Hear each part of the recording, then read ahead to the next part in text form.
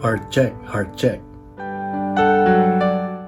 What if following God is the reason some people misunderstand you? Because not everyone will celebrate the person you are becoming. You know, in today's gospel, Jesus Christ says, if the world hates you, realize that it hated me first. Then Jesus reminds his disciples, you do not belong to the world, and that is why the world hates you. Strong words, yeah? But Jesus was preparing them for reality. Following him will not always be easy.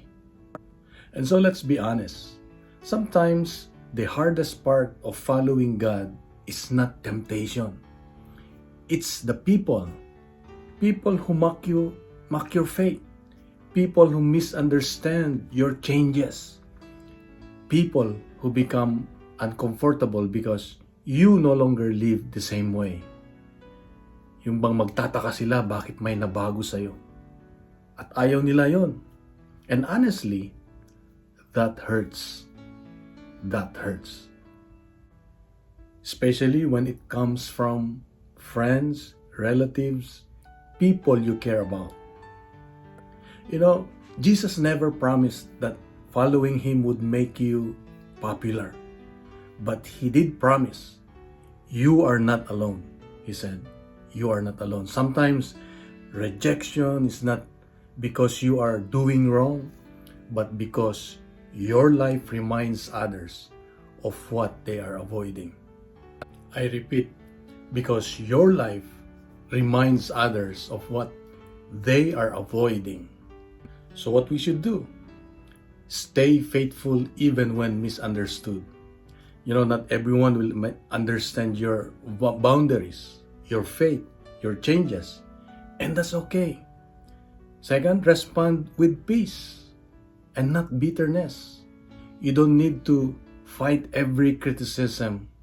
Let your life quietly reflect Christ. Yun bang gawin mo lang yung makakabuti, gawin mo lang yung para sa Diyos. Huwag masyadong padala sa mga sinasabi ng ibang tao. Do what is right in the eyes of God. And sometimes the pressure to fit in slowly pulls us away from God. And without noticing it, we trade conviction for acceptance. But Jesus reminds us, you were not called to blend in. You were called to belong to him. I repeat, you were not called to blend in, but you were called to belong to him. So today, ask yourself, am I changing my values just to be accepted by people? Am I changing my values just to be accepted by people? Because in the end, the approval of the world is temporary, but staying close to God is eternal. So let us pray. Lord Jesus, give me courage to stay faithful, even when I feel misunderstood. Help me choose peace over bitterness, truth over compromise, and you over the approval of others. I ask this through Christ, my Lord, my God, my Savior, my King. Amen. In the name of the Father, of the Son, of the Holy Spirit. Amen.